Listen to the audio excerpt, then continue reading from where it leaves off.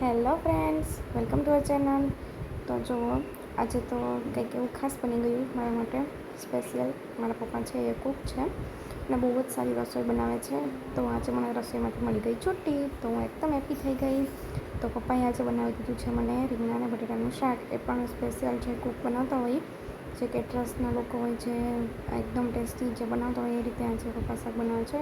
તો એની બધા મસાલાને બધું એડ કર્યું છે અને ત્યાર પછી એને નમક એડ કરી રહ્યા છે અને ત્યાર પછી એને મિક્સ કરશે. તો આજનો દિવસ મારો કંઈક ખાસ બની ગયો અને એકદમ હેપી થઈ ગઈ.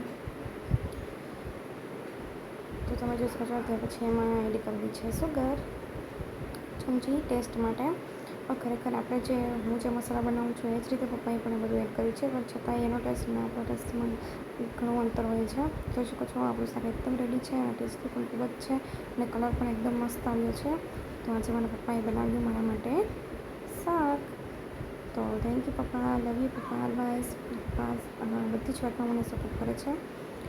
તો નવા બ્લોગ્સ જોવા માટે ચેનલને સબસ્ક્રાઈબ કરજો. Thank you.